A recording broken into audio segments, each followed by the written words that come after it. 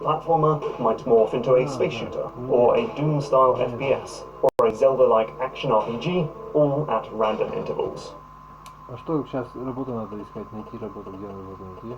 В музыке, нет, в музыке, ну вот на, вот это есть у нас надо. Ну вот это, Upwork, да. Вот что-то, да.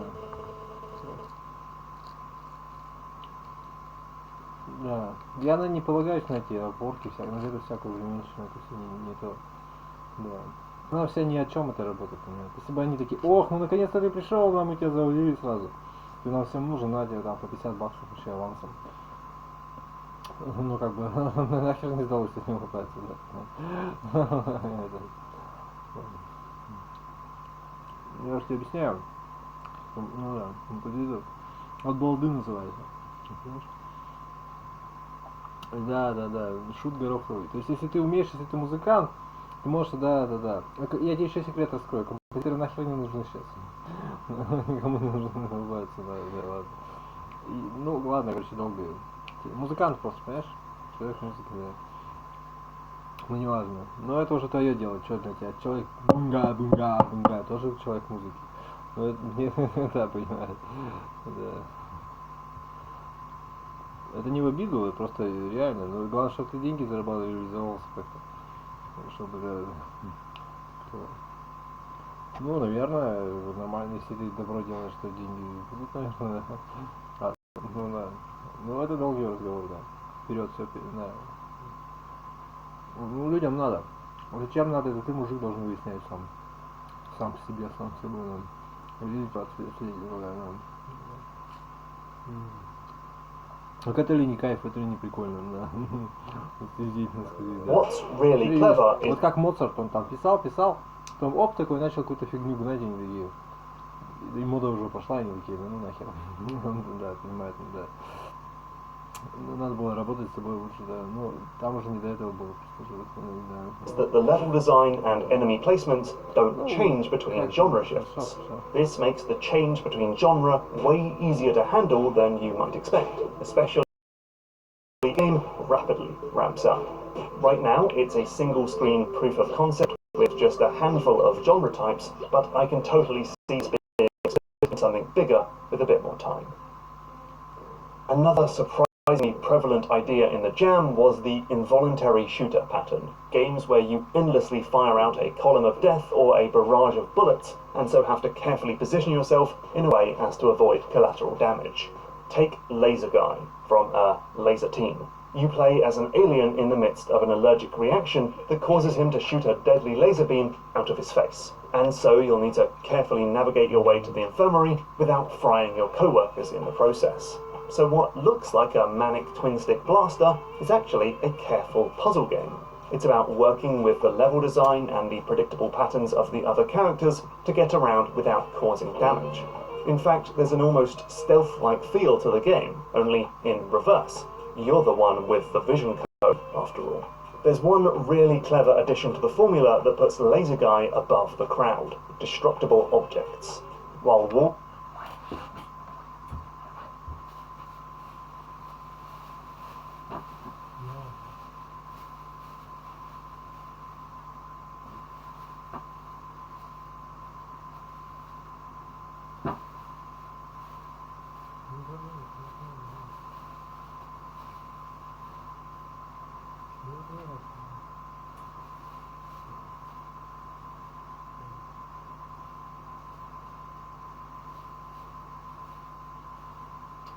Ну блин, бабушка умерла бабушка. Вот это все. Все вообще. Такое вообще, блин, а для чего? Вот именно так еще. walls will always stop your laser beam, cabinets and desks will burn away after a couple seconds, and metal stuff lasts longer than wood. Clever stuff all round. Next up, you are now possessed by Lonebot, which, judging by the scores, won over pretty much everybody who played it. So the game is a turn-based puzzle game about getting to the musical instrument in each level. But, as the name might suggest, you're not in complete control over your movements. The bar at the bottom of the screen shows you when you get to move yourself and when the game will make movements for you. This means you need to think very carefully about your next move and think ahead several steps to where those automated movements will lead you, hopefully not off the side of the level. This is a remarkably polished game, and if it had a few more levels, you could buy this on Steam and not even know the whole thing was made over one weekend. Wonderful stuff. Edna, Out of Sight, Out of Control, is a game by KKs and Varun Ramesh, and it has a great idea which is explored to a pretty striking extent for a 48-hour jam game. So here's the concept. You play as Edna, and if you get one of these tiny knights in your sightlines, as visualized by a pink arrow, you can then shift control over to them and move them about, until the sightline is broken, and now they're out of control. Huge props to the devs for giving you a split-second moment of control over the character as you lose influence. It's a tiny bit of leniency, which adds so much to the feel of the game. Anyway, this smart concept lends itself to some pretty smart puzzles about placing characters on pressure-sensitive buttons, using characters as platforms to make jumps, and even using movable mirrors to boost sightlines. And then, once the game starts introducing the concept of chaining together sightlines, well, there's no end to the puzzles the devs could put together. The top 100 was chock full of great tile-based puzzle games about robots that I'd love to recommend, like Alice and Cell Machine. I mean, I wish I could talk about all of them, but here's at least one that definitely deserves a top spot on this list. Losing Control by Indieberg is one of the most inventive games I had the pleasure of all intimately familiar with, copy and paste, and applies it to a puzzle game. So you can highlight a bunch of tiles, hit Ctrl-C, and then press Ctrl-V to paste down a copy of those tiles, creating a path for your little robot friend to move across. The developers quickly find new ways to spin this idea, like lava, which spreads from tile to tile. You'll figure out that you can actually copy and paste the empty void to create gaps in the level and stop the lava flow. Right now it's a little easy, even with the limitation that you only have a limited number of copy and pastes in each level, as you literally become out of control. The puzzles aren't exactly stumpers. But for a 48-hour game, this is super impressive and really deserves further exploration. Top marks for this one. Alright, one more robot puzzler. Emergency Protocol by Tyrix and Haru is about a tiny robot who can move freely on green tiles. While you do so, your movements are recorded, as shown by arrows at the bottom of the screen. Then, when you drop onto the grey tiles, you lose control and your recorded movements are repeatedly played back. So to get from one island of green to the other, you need to record a sequence of movements that will safely guide you across no man's land. It's a really simple idea, but immediately lends itself to clever puzzles that will have you stumped. It's a game where a single green tile can have you pulling your hair out with frustration. But when you get it right, there's a real sense of satisfaction from seeing your plan come to fruition as your little robot buddy automatically shuffles across the screen and gets itself to safety, all based on commands you carefully set up. Speaking of games where you have to think ahead, meet Time Lock by Marshall Cannon. This is the sort of game where the only person you can blame is yourself. Here's the deal. Each level is split into a handful of tiny rooms, and your actions in one room can sometimes be recorded and then repeated in the next.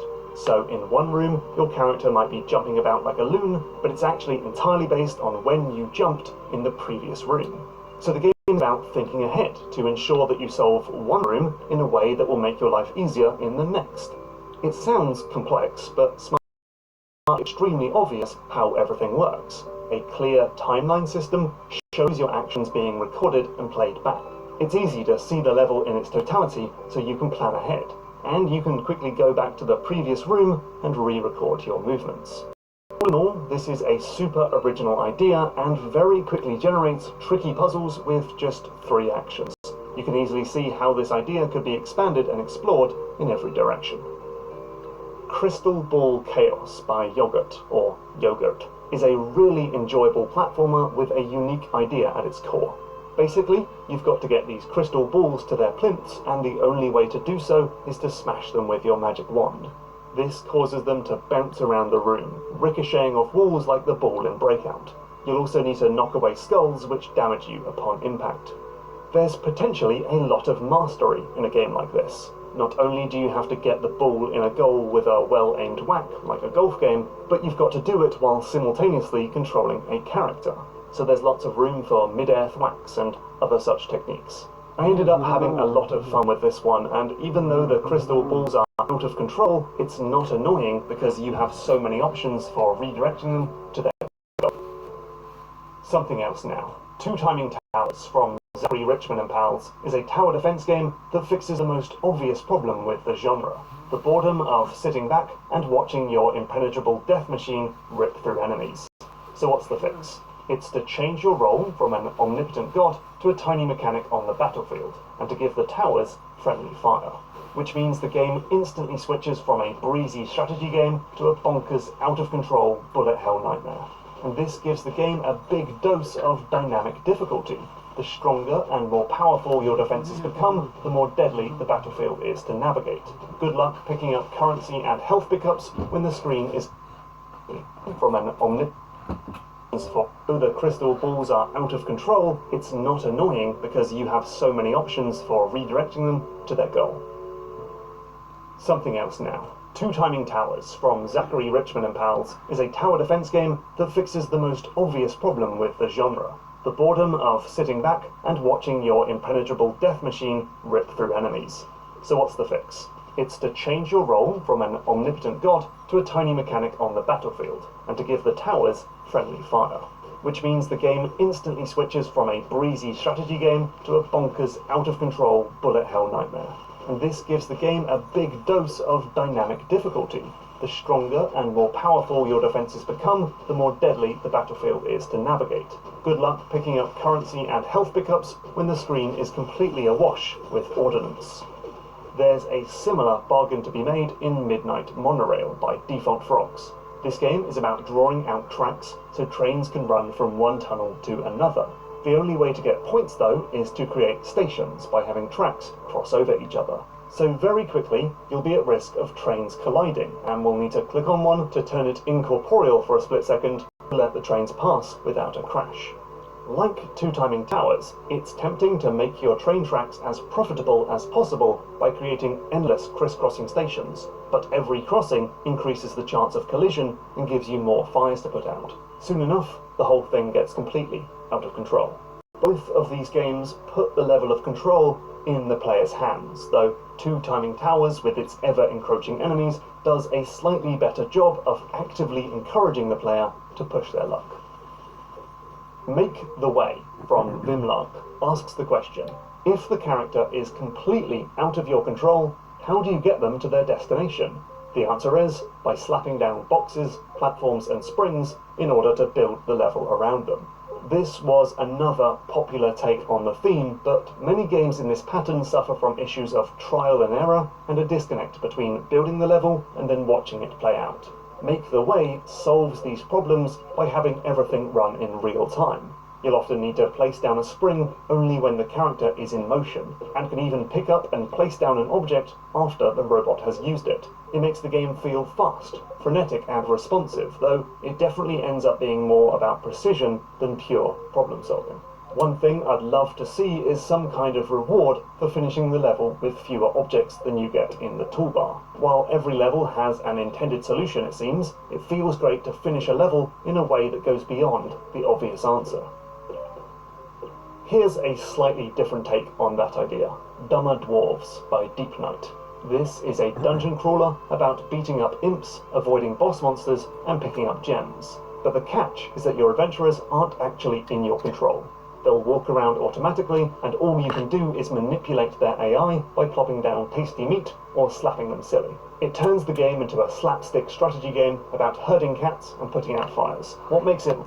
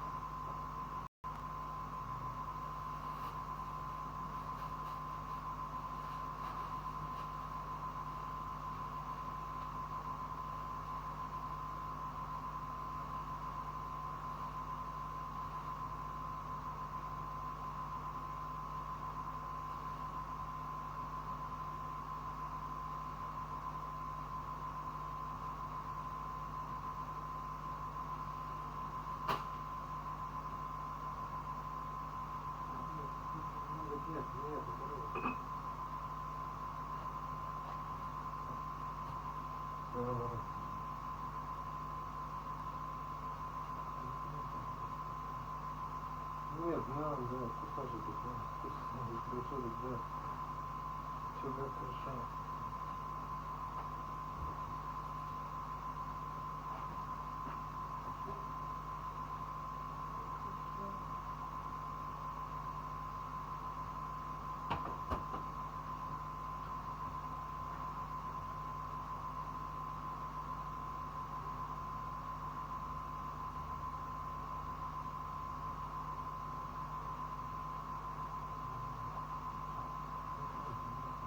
Зачем? Это не надо писать такое.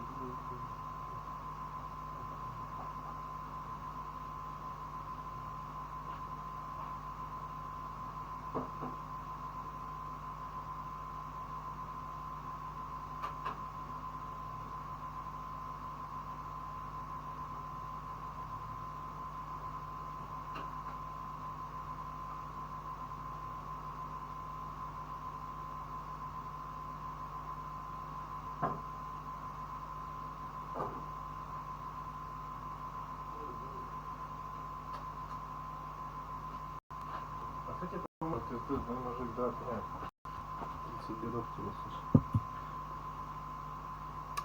Я, да, интересно уже, да.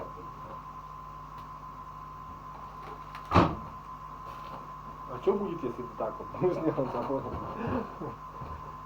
Блин, у меня мудацкая судьба, ты не понимаешь. Ну ладно, что жалуешься? Это много хуже может быть. Кто-то скажет, что наоборот, что у тебя вообще все гениально.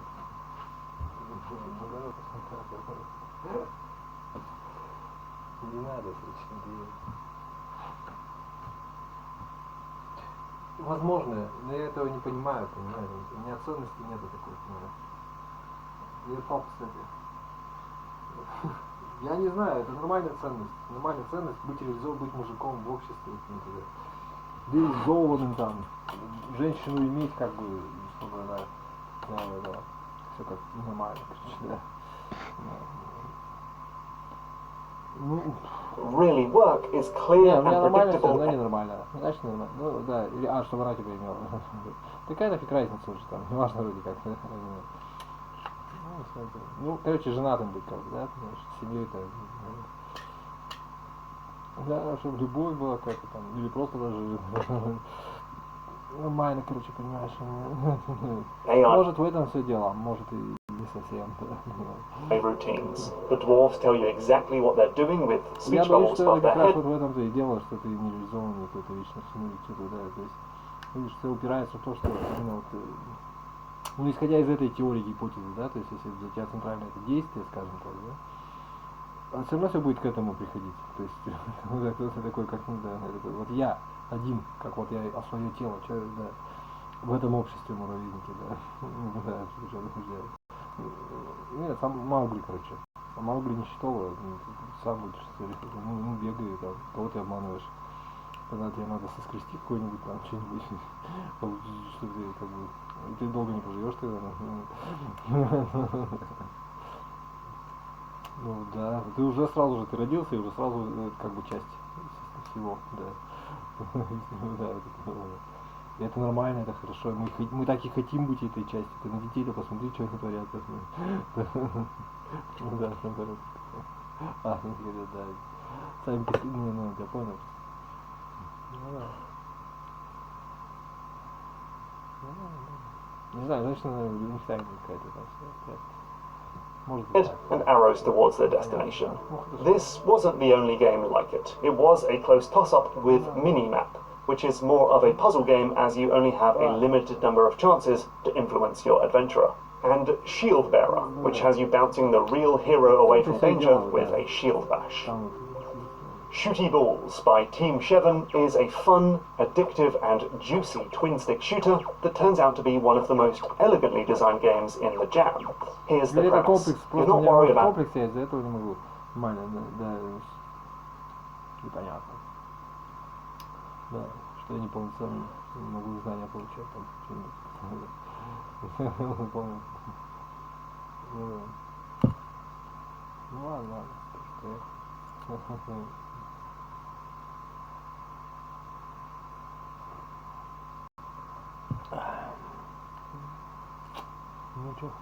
At your own health, you're worried about protecting the green ball that sloped the premise. The Spy Team 7 is a fun, addictive and juicy twin-stick shooter that turns out to be one of the most elegantly designed games in the jam.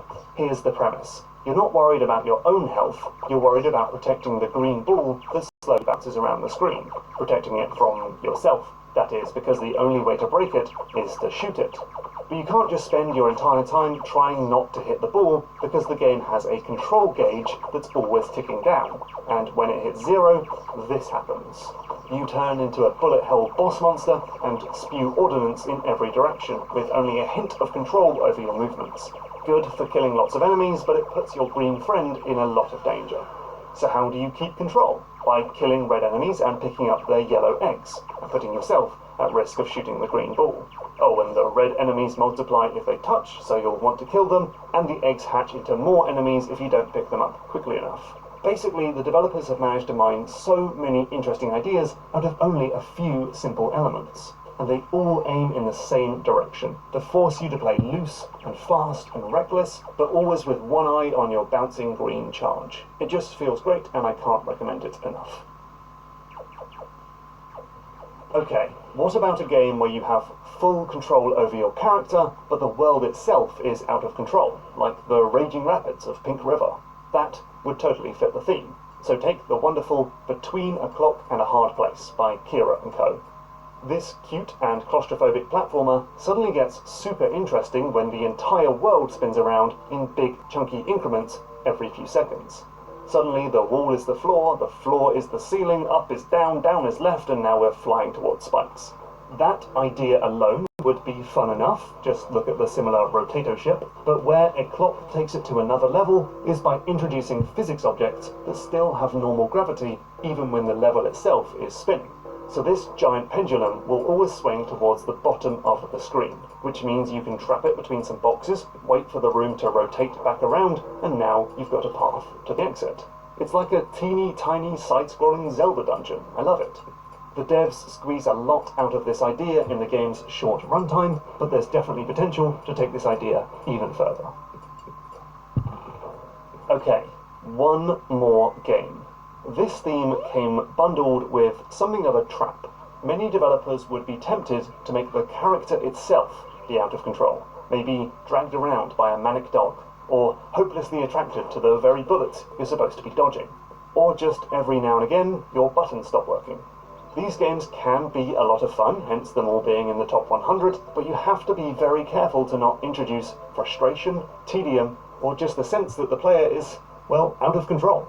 Unless you just lean right into it. Cleaning the System by Nashik shouldn't be any fun. You play as a stick with a spring on each end, and all you can do is slowly rotate the stick.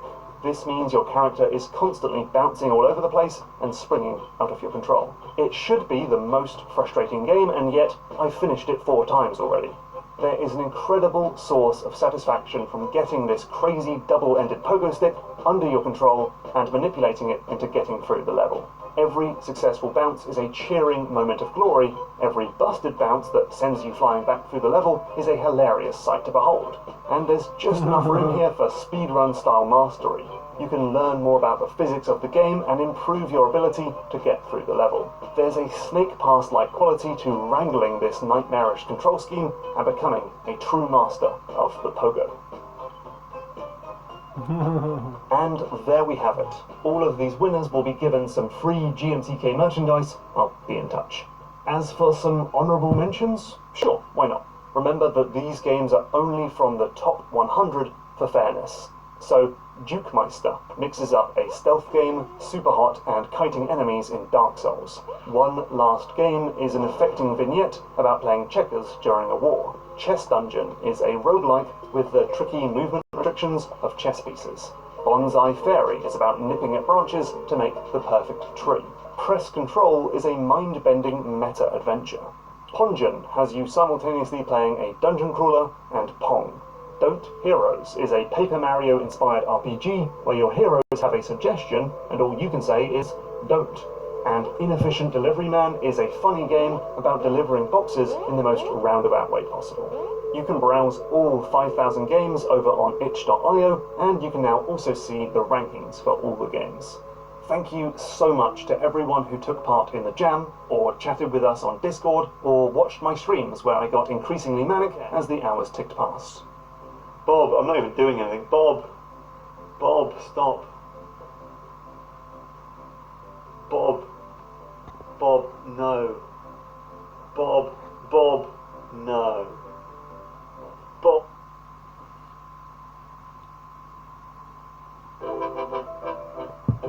The best little software out there. I still have yet to see anything else that competes with it, so it has to be the best, because it dominates this category. I really like the software, very easy to use. I was able to actually add even in some of my own graphics. It took me about an hour to make about 5-minute video, and it was fantastic.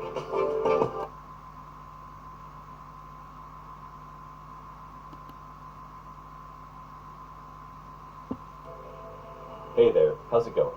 If you look at the games I make, you can probably see that I really like pixel art. The NES, SNES, and the Game Boy were the systems that I had during my core gaming experiences growing up. So I guess it makes sense that now that I make games, I tend to make 2D sprite-based pixel art games, because to me, when I think of what a game is, I go to the platformers from the early 90s, things like Mario 2, 3, World, as well as Mega Man and Mega Man X, and plenty more. Let me know in the comments what your core games were growing up that still pop up when someone says game. Also, the algorithm demands that I let you know. While you're at it, you should click the subscribe button and ring the bell. So all of that was a really roundabout way of saying that I've seen a lot of people making some pretty cool pixel art stuff lately, and I want to try it too. I don't normally make pixel art as art, and what I mean by that is I don't usually make art to share. I'm usually always making sprites with some sort of purpose to go into a large project. I really kept bringing this up while I was on my stream lately, so I decided I'd finally give it a try and actually see if I could make some art for the sake of making art that looked cool. It's so weird, everything's been interactive for so long, the thought of making something to just look at it seems a little weird. I also get a good amount of questions from people asking how I make pixel art or how I approach making pixel art, so hopefully this can be helpful to other people by seeing my progress. Okay, so I know I want to make something, but now the really hard part, trying to figure out what to actually make. I'm really bad at this. If you give me a blank canvas, I will sit and stare at it for hours without knowing what to make. But I do really like restrictions and challenges, so I figured I would give myself one that I knew I wouldn't really like, but I think would be fun to explore. So I'm tasking myself with one of my least favorite color palettes, the 4-color Game Boy Color palette. If you do like the Game Boy Color palette, please take this as my subjective opinion. I just really don't like it. And this is coming from someone who played a ton of Game Boy growing up. I had the original, the clear purple, the pocket, the color, but I have no nostalgia love for that green screen, unfortunately. But from an art perspective, just working in the shades of green presents a pretty fun challenge. Only having 4 colors max requires you to think a bit differently about making sure that everything is readable on your screen. So since I'm doing the Game Boy Color on a Game Boy size screen, I thought it might be fun to see what my game Monkeys with Guns could have looked like had it been made on the Game Boy. So that's my challenge set. Как выучить язык за несколько месяцев? Очень просто. Выделяем время, начинаем учить язык, берем самую быструю систему из существующих по изучению, а для этого в языке есть большое количество разных задач. Отсюда мы под каждую задачу берем свой инструмент. Если вам нужно заговорить, давайте по нашим примерам. У нас есть девушка, которая с абсолютно нуля свой первый язык, испанский, в 8 классе выучила до носителя языка, что не делают 99% выпускников лингвистического факультета за 5 лет. Свой первый язык выучил за 6 месяцев, с нуля до носителя языка. За 3 месяца не просто заговорить, а заговорить профессионально и сдавать международные экзамены, таких людей десятки и сотни, а то и тысячи. Отсюда за несколько месяцев заговорить вообще не составляет сложностей. Месяц, 2, 3, и вы говорите на языке, на абсолютно любом. Если в день уделяете примерно час-полтора времени, правильной системой занимаясь, если вам нужен результат быстрее и больше, вы делаете это просто быстрее за счет большего количества времени в день. Но это все при условии правильной системы изучения. За всю школьную программу редко кто запоминает больше, чем 500 иностранных слов. У нас за 500 иностранных слов вы сможете запомнить за один день. За один день. Но если вам не нужно это делать за день, то на бесплатных вебинарах мы запоминаем по 20, 30, 40 иностранных слов, умножаем на каждый день, получается по 20 минут в день, за месяц у вас получается 1500-2000 слов. Просто если вы запоминаете их 20-30 минут в день. Отсюда пользуйтесь правильными инструментами. И первый из них это запоминание слов, потому что без них вы не можете читать, без них вы не можете выполнять паттерны или говорить, без них вы не можете понимать на слух. Поэтому первое это слова. Сделайте себе норму слов каждый день. Хотя бы это должно быть, если вы хотите быстрого результата, 30, 40, 50 в день. 50 это всего лишь 1500 в месяц. То есть больше, чем 90% людей знает в России иностранных слов, но меньше, чем нужно для того, чтобы свободно говорить и понимать. Но для ЕГЭ, во всяком случае, хватит. Второе – это изучение грамматики. Вам не нужны учебники, вам не нужны схемы. Вам нужен пошаговый курс, который объясняет грамматику на майнд-картах. Мы каждую тему объясняем минуту, 2-3 в виде простой схемы, визуально запоминающейся, но это абсолютно бесполезно, как и любые видео по грамматике, до тех пор, пока вы не вывели это в навык.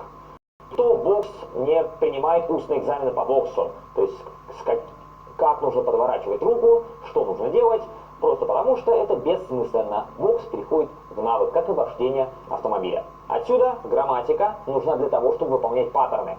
Паттерны это способ имитации речи. Когда в час вы делаете 1000, 1500-2000 фраз. То есть примерно в 5-10 раз больше, чем вы делаете при разговорной практике. При этом это подобранные фразы, которые вы делаете идеально правильно.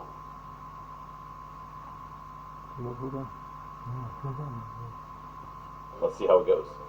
I opened up Sprite and loaded in the built-in Game Boy Color palette and set a canvas size of 160 pixels wide by 144 pixels tall. Knowing where to start is always difficult. Here, I began by blocking in the spikes to see how much area I will actually have to play with once they're in. After roughing in the spikes, I went to make the blocks do the level layout, but I quickly realized I didn't know what size I was going to need. Figuring out the monkey's size and look was probably more important.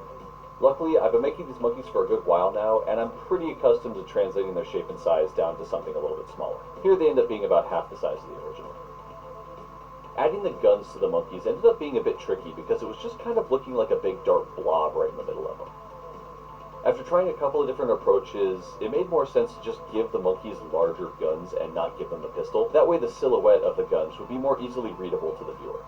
With the monkeys made, it's time to take a look at the blocks again. Now I have a better understanding of what size they should be in relation. I have made them fairly simple to not be too distracting, and I did definitely think that I was making them look more like the destructible blocks from the underwater section of Super Mario Land, but it turns out when I went to look I was way off. It's the thought that counts. Now to give the spikes a bit more definition. I gave them an outline to help them pop and stand out from the background, as well as some rivet-looking shapes along the sides, not just have a giant solid colored bar. Threw some highlights on the high spots to give even more separation, and we're pretty much good. I don't often use the mirror drawing tool in Sprite, but it came in really handy, making it so that I only had to make one side of the spikes. Okay, so now we have the basic components of the scene. It's time to lay out the level. To add a little more interest, I wanted to make the spikes breaking at least one block like they do in the game. So I made some block chunks and smoke to make it feel like it just broke.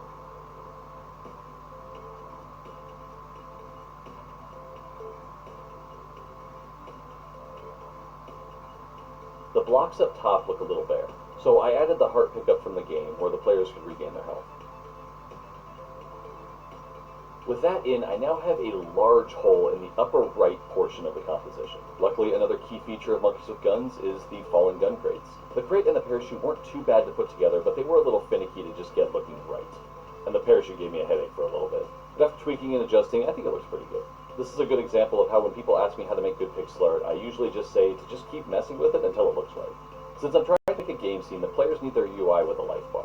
Funnily enough, I changed the life bar to look more like it did in the early prototypes I had of Monkeys with Guns, where it's a pellet-style system as opposed to a continuous bar. I just feel that at this size, it's more easily readable to see the health bar when it's broken up into segments. To add some more interest and action to the scene, I made the right monkey shooting, and I spent way too long trying to make that smoke look good.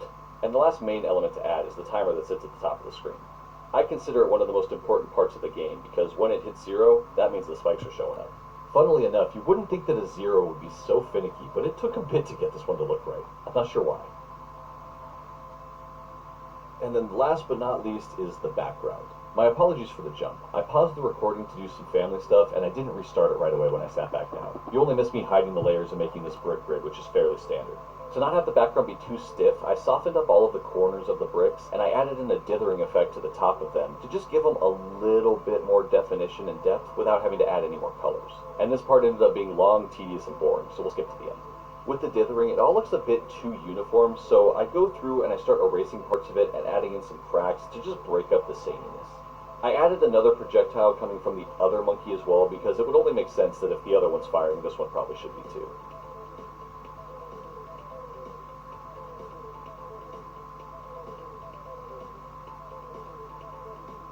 I did some quick touch-up to the numbers, and that's it. This is my take of what monkeys with guns would look like on the Game Boy. I'm sure it doesn't follow all the actual sprite rules and restrictions, but I like it, and I couldn't just leave it there. The next night, I started playing around with the idea of animating this. This is another area that I haven't really dabbled in before. My sprite animations are typically 4 frames because they're meant to be quick little loops, but building out a whole scene animation like this was pretty fun, I have to say. Luckily, I kept all of the elements on different layers, so all I had to do was animate them individually one at a time. Now, this is not a fast process. This is pretty slow and pretty tedious. Sprite allows the preview window on the right to constantly play the animation, while I work on individual frames on the left. To make the animation work, there was a few new things that I had to make, like extra numbers for the countdown, as well as the win message at the end of the round, the player death, a couple of other things. It took me a little while to figure out how I was going to make the whole thing loop, though. And since there's no clean way to do it seamlessly, I decided to go with the end of level transition from the game. After a winner's declared, it zooms itself into the camera and then zooms itself back out to reset the GIF. And here's what the final animation looks like. For being my first attempt at an overall animated pixel art scene, I'm pretty happy with it. Sadly, I don't have an actual Game Boy, let alone the ability to put this on there to check it out, but I do have the magic of video editing software, and wow, look how cool that looks. I had a lot of fun with this, and I'd really like to do more pixel art videos in the future, and I really want to do some that aren't all green. Speaking of which, let's pull the actual black and white of this and see how it feels. Ah, much better, but it pulls a lot less at the nostalgia heartstrings. If you enjoyed this and would like more pixel art related videos, please let me know down in the comments. And for those that wanted to know, I hope this gives a bit of insight on how I approach creating art with tiny squares. Thank you all very much for watching, and I'd like to give an extra special shout out to my amazing Patreon supporters, especially Abishan, Claude13, Dan Martin, David Scott, Hunter. У него там патреоны бегают, а нет, наоборот. Я понял, да. Да. Nightfall, Kevin Haugout, Kirby, Kormai, Liam Sorta, MLK, Motzi Mates, Nazar Salim, Salty Pretzel, Scott Hansen, Soapy Gnome, and Straight Up Rental. You're all awesome people, and I really can't thank you enough for all the support. If you want to see more pixel art or just want to get in touch, come say hi over at my live stream at twitch.tv/Vimlar, or you can message me on Twitter or join the Discord with a lot of other really cool people. I hope you're all healthy and safe wherever you are, and I'll talk with you next time. Have a good one. Later. Что это такое? Что это такое Кузбасс-Кович там? Кузьмус-Кович? Там вообще безобразие какое-то. Что они там в университете такое?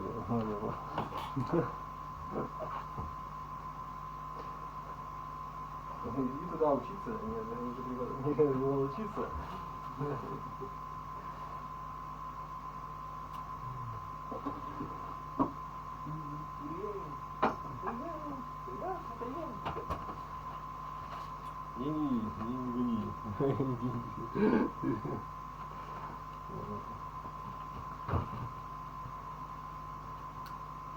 Там никто не пишет.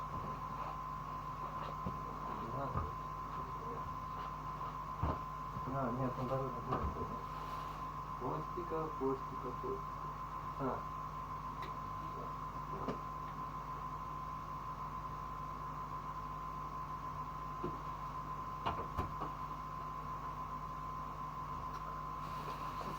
Число. Хочу нормально, значит, нет, немножко.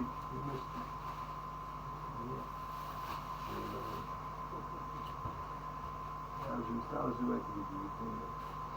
Это еще. Зубы крошатся вместе. Чем я видел.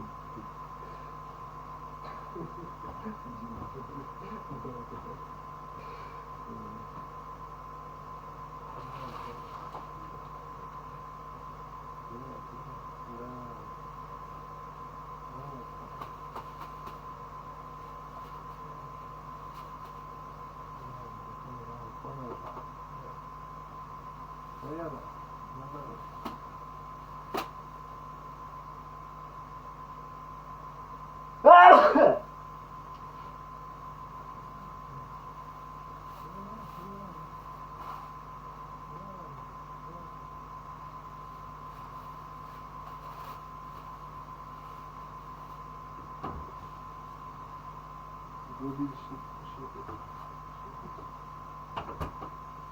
Так.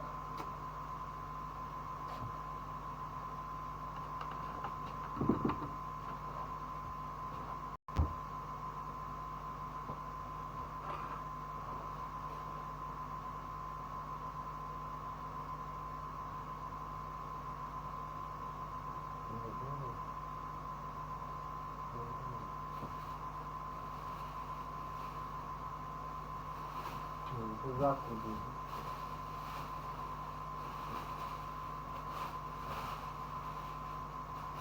Очень сидел, я что ладно.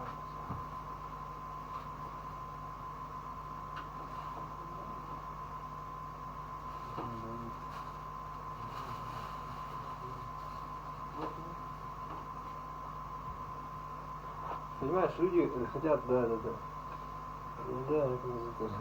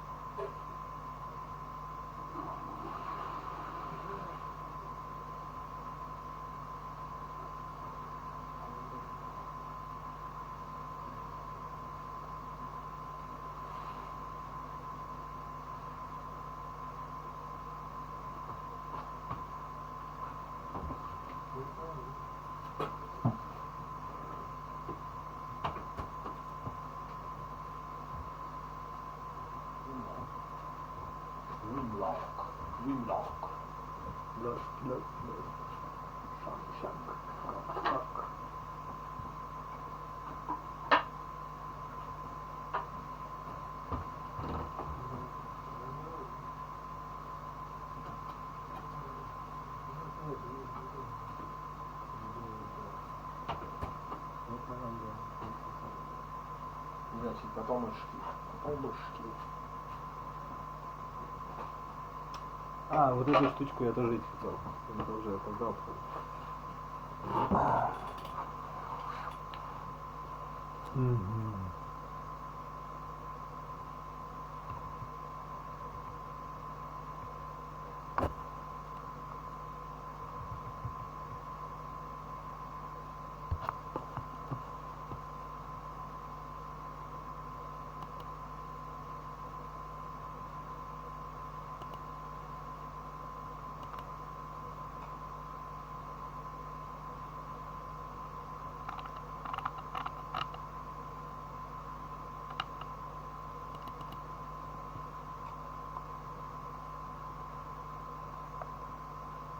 Наоборот, зачем мне Facebook? Ты что говоришь такое о себе?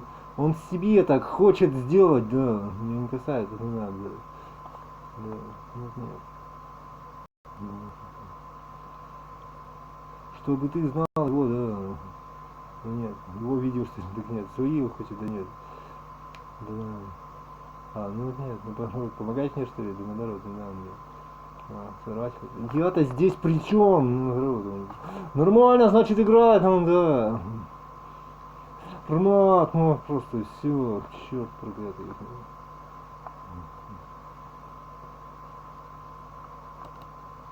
Нет. Ну да.